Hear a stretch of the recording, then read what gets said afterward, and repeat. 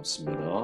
오늘은 열왕기상 7장 말씀을 함께 나누겠습니다. 1절 말씀을 읽고 나누면 시작을 할게요. 솔로몬이 자기의 왕궁을 13년 동안 건축하여 그 전부를 준공하니라. 아멘. 내 마음의 성전을 지으라라는 제목입니다.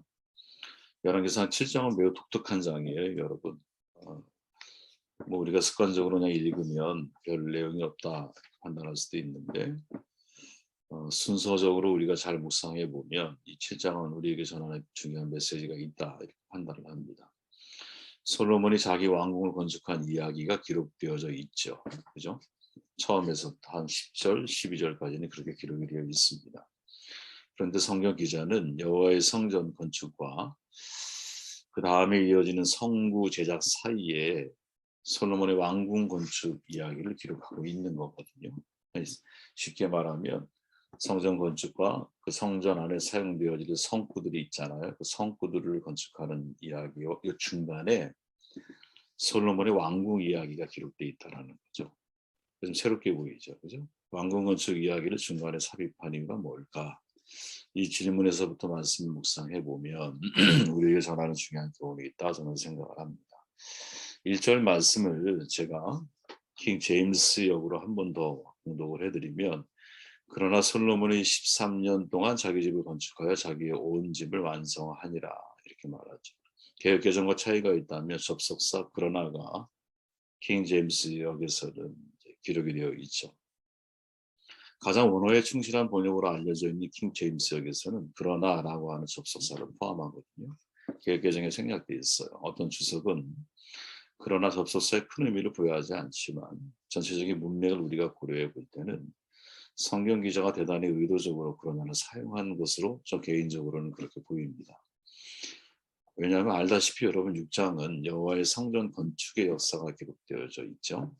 그 건축 기간은 대략 7년 6개월 정도 걸립니다. 그러나 솔로몬의 왕궁 건축 1절 출발 자체가 13년이 걸려서 이렇게 고백을 하고 있는 거고, 의도적으로 7년과 13년의 차이를 마치 강조하고 있는 것처럼 보이는 거죠. 더욱이 문맥의 흐름을 놓고 고려해 보면 6장의 여호와의 성전 건축 이야기, 7장 1절부터 12절은 솔로몬이 자기 왕궁을 건축한 이야기, 그리고 13절 이하에서 마지막 절까지 다시 여호와의 성전 기구 제작 이야기라는 것을 감안할 때 굳이 왕궁 건축 이야기를 여기에 삽입해야 할 이유가 있을까?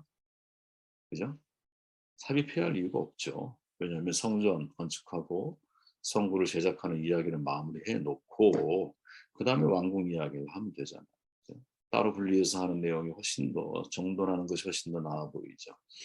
문맥의 구조만 놓고 보면 어떻게 느껴지냐면 이런 거죠. 솔로몬은 여호와의 성전을 건축하는 동안 자기 왕궁을 마음에 두고 있는 사람처럼 보인다라는 거예요. 이해되십니까? 마치 기자가 가운데 툭 그냥 왕궁 이야기를 삽입해 놓으면서 독자로 하여금 어떤 느낌을 받게 만드냐면, 성전을 건축하는 과정 속에서도 솔로몬은 자기 왕궁에 마음을 두고 있는 것이 아니었을까? 이런 생각이 든다는 거죠.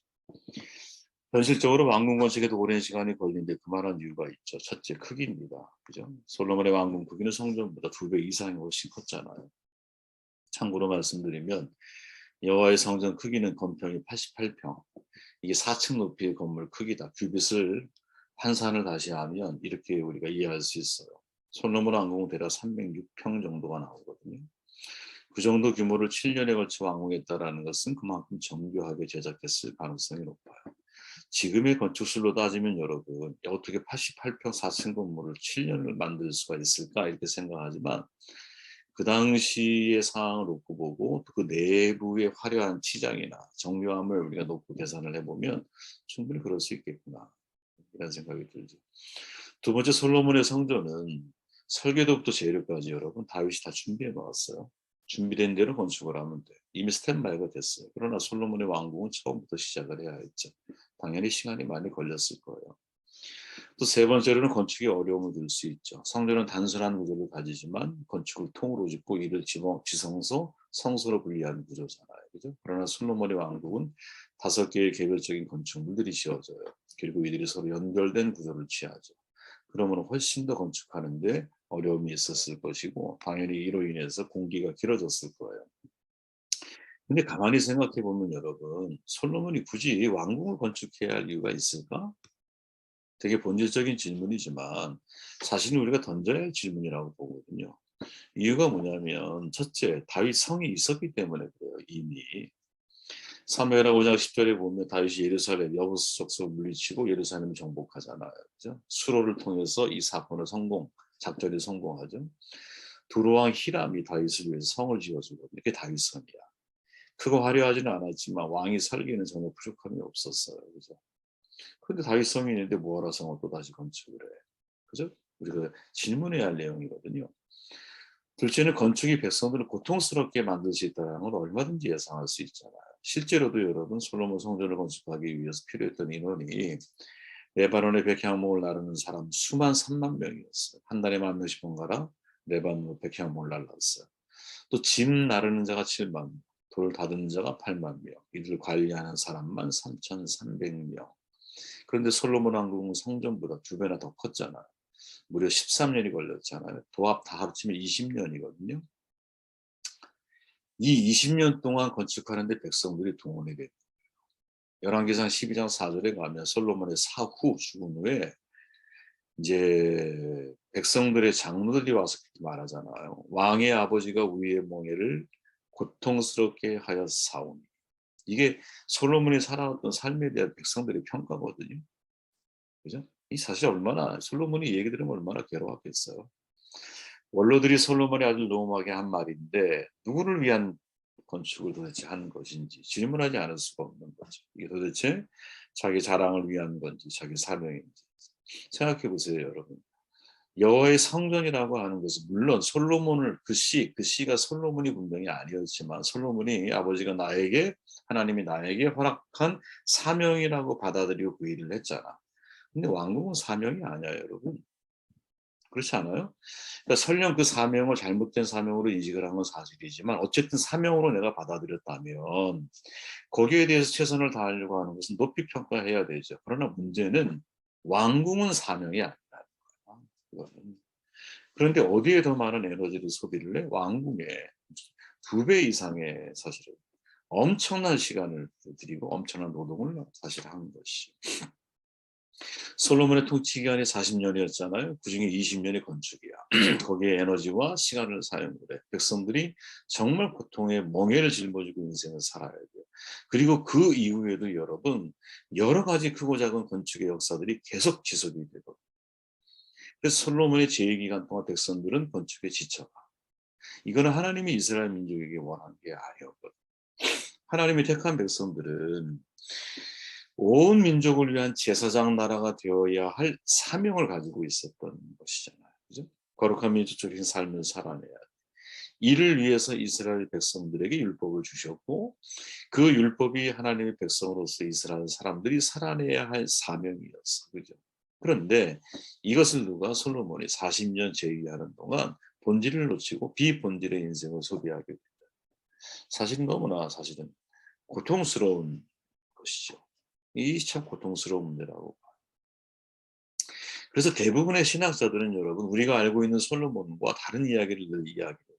우리는 참 솔로몬 하면 지혜의 왕만 떠올리고 그 시대의 부와 명예 모든 거 다 갖췄어. 우리도 항상 그런 사람이 되기를 희망하는 그런 기복적인 신앙관으로 솔로몬을 늘 바라봐 왔지만 신학자들은 안 그렇거든요.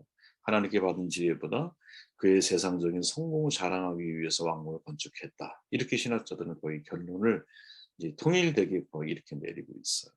인생의 20년 여러분 긴 세월이죠. 솔로몬은 백성들이 건축으로 인하여 고통스러운 멍해로 인하여 인생을 살게 만들면 안 돼. 비본질적인 것들을 위해서 인생을 살게 하면 안 된다라는 거죠. 영적인 삶에 집중할 수 있도록 도와줘야 되는 거거든요. 그죠? 과연 이 건축이 누구를 위한 건축이며 질문하지 않을 수가 없는 거죠. 그리고 그 건축으로 인하여 얼마나 많은 백성들이 본질적인 신학의 자리에서 멀어지게 되고 그것이 한 인간이 자기 자랑에 초점을 인생에 맞추고 인생을 살아온 결과 리더십 한 명으로 인하여 정말 고통을 당할 수 있는 이런 현실적인 모습을 우리가 목격을 하게 되죠. 은 같은 것들은 금으로 가치 있는 것으로 여기지도 않아 하찮게 여기는 것 이런 것만 우리가 자꾸 눈에 보이고 이런 것만 자꾸 생각을 하니까 솔로몬의 명암, 어두운 부분은 우리가 잘 보지 못하는 거죠. 저는 여러분 거인의 명암을 다 봐야 된다고 생각하거든요. 명암을 다 보면서 진명교사로서의 모습, 반면교사로서의 모습, 우리는 어떠한 삶을 선택하며 살아가는 게 하나님께 기쁨이 되는 것일까 질문해야 한다고 생각합니다. 10절 말씀 읽을게요.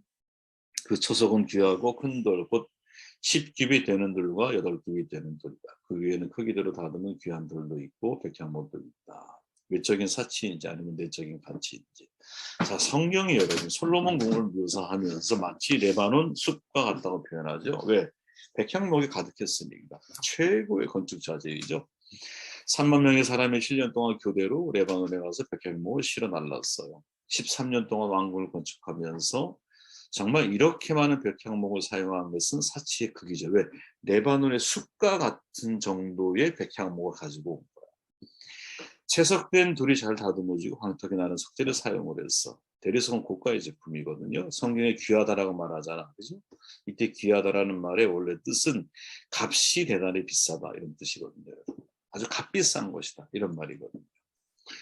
그러니까 아주 값비싼 자재들만 가지고 사용을 하고 그리고 솔로몬이 그의 부인 파라오의 딸 애굽의 딸을 위해서 자기 왕궁과 똑같은 왕궁을 지어주잖아요. 아마도 이 집은 파라오의 딸뿐 아니라 이제 처와 첩이 1000명이 있었잖아. 아마 그들도 여기에 아마 좀 살았을 것 같고 평수를 놓고 봤을 때 여러분 그들이 다 거주하기에는 사실 넓은 공간이 아니잖아요. 주변 근처에도 다른 아마 처소들을 많이 만들지 않았을까. 그죠? 이 크기가 정말 엄청났을 거예요.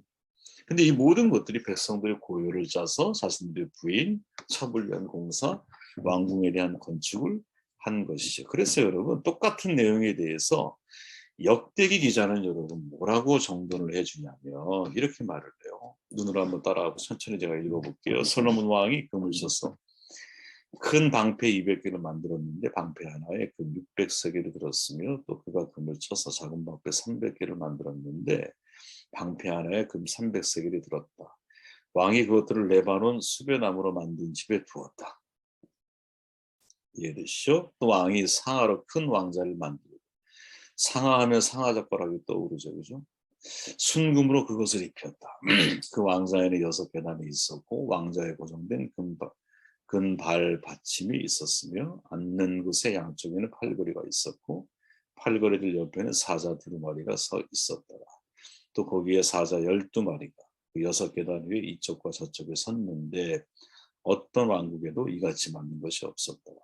솔로몬 왕이 마시는 그릇은 다 금으로 되었으며 레바논 숲의 나무로 만든 집의 그릇도 다 순금으로 되었더라. 은으로 된 것은 전혀 없었더라. 솔로몬 시대의 은을 하찮은 것으로 여겼으니 한마디로 말하면 여러분 사치의 극치죠. 그죠? 야 정말 이렇게 살 수 있을까? 이런 정도의 생각이 들죠. 저는 여러분 내가 가진 걸 가지고 그죠? 그래 내가 벌어온 것만큼 그렇게 쓰면 되지. 누구한테 내가 피해 끼치지 않고 내가 그 열심히 벌어서 그렇게 쓰지. 거기에 대해서는 우리가 굳이 할 말이 있겠어요. 자기가 본 대로 쓴다고 말하면. 근데 여러분 지금 솔로몬의 이 사치는 사실은 이게 지금 되게 어리석은 모습인 거예요. 왜? 그 사치가 나라를 경제의 도탄에 빠뜨렸기 때문이죠. 여러분 이 사치가 급기야 어떻게 되냐면 국가가 갚아야 할 빚을 제대로 갚지를 못하게 돼요. 열왕기상 9장에 가보면 이렇게 말하죠. 20년이 끝난 뒤에 건축이 다 끝난 거야. 솔로몬이 두 집 곧 주의 집과 왕의 집을 건축하고 이제 두로왕 히람이 솔로몬에게 그의 모든 소원들을 백향목과 전나무와 금을 제공하였으므로 솔로몬 왕이 갈릴리 땅에 있는 도시 20개를 히람에게 주었다. 히람이 두로에서 나와 솔로몬이 자기에게 준 도시들을 보고는 그것들을 기뻐하지 아니하여 말하기를 내 형제여 그대가 내게 준 이것들이 도대체 무슨 도시들이냐 하고 그것들을 가불의 땅이라 부르니 이날까지 이르니라. 이름도 또 가불이야 하필. 가불하면 안 되죠. 그죠? 솔로몬은 20년 동안 건축을 다 마친 후에 여러분 두로와 히람에게 대가를 지불해야 했어. 그런데 왜 도시 20개를 히람에게 줬을까? 지불할 돈이 없는 거지. 갈릴리 땅에 있는 도시 20개를 줘. 히람이 그 땅을 보니까 마음에 전혀 안 들어요. 왜? 무익하고 쓸모없는 땅처럼 보여요. 이 행동도 너무나 부끄러운 거지. 빚도 못 갚으면서 자신을 드러내기 좋아하는 솔로몬. 이게 정말 지혜의 왕인가 이게? 이런 생각이 정말 상식적으로 이해가 안 가요. 제가 볼 때는 오히려 지혜가 아니라 이거 너무 모자란 거 아니야? 그런 생각이 들었어요. 죄송합니다. 나중에 만나게 되면 어떻게 또 제가 핑계를 대야지. 여러분 오늘날 교회의 부채가 10조 정도 된다고 그래요. 전에 말씀드렸죠. 신도시 개발 한참 하는 곳에 무리하게 빚을 내서 교회 건축하죠. 수십억, 수백억 들어. 뭐 1, 2억 가지고 건축이 되겠어. 그죠? 근데 신도시 입주가 잘 안 되고 또 코로나가 터지면서 성도수가 급감화됐어. 감리교회에서만 중형급 이상 교회 600개가 문을 닫았다고. 엄청난 거죠. 이 이단들이 그걸 이제 다시 재구매를 해요. 야, 이렇게 과도한 빚을 내서 이제 예배당을 건축을 해야 할까? 근데 이것이 여러분 솔로몬 시대에도 있었다는 거죠. 그러니까 우리는 솔로몬 시대에 그가 지혜의 왕이고 많은 나라들과 정략적인 결혼을 하고 그리고 성경에 보면 은을 정말 하찮게 여길 정도로 모든 사람이 그랬을까요? 백성들이 그런 삶을 살았을까요? 아니요. 솔로몬이 그렇게 산 거예요. 백성들은 솔로몬이 딱 죽고 나는데 뭐라고 말을 해요? 우리가 엄청난 멍해를 가지고 세금에 대한 부담을 가지고 힘들게 우리는 살아왔다라고 말하잖아요. 그러면 성경이 말하고 있는 이 화려하고 사치스럽고 너무나 멋진 이 삶은 누가 살아온 거예요? 솔로몬이 산 거지. 백성들이 저렇게 산 게 아니야. 그래. 아까도 말했지만 여러분 내가 번 것만큼 내가 쓰겠다. 그럼 거기에 대해서 무슨 말을 하겠어요 우리가. 그래. 네가 열심히 살았으니까 네가 하고 싶은 거 하면 살아야지.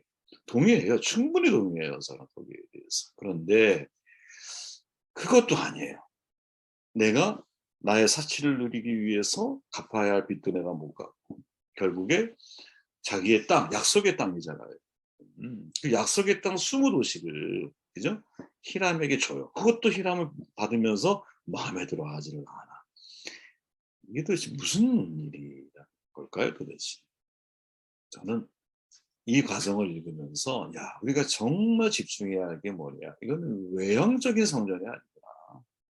내 마음의 성전을 지어야 돼. 내 마음이 자랑이 아니라 내 마음이 사명에 초점을 맞춘 인생을 살아야 되는 게 맞고 내 마음이 이제 외적인 것에 내가 초점을 맞출 것이 아니라 내 내면을 진짜 성전으로 만들려고 하는 여기에 우리가 인생의 초점을 맞추며 살아야 되는 것이 아닐까. 저는 솔로몬 특별히 이제 그러나라고 하는 개혁 개정에는 빠져 있는 그러나라고 하는 이 단어 하나를 통해서 야, 성경 기자가 우리에게 이야기하려고 하는 메시지의 초점은 내가 생각했던 것과 다르구나 하는 것을 묵상하게 되었습니다. 말씀 듣고 기도하시고 제가 마무리합니다.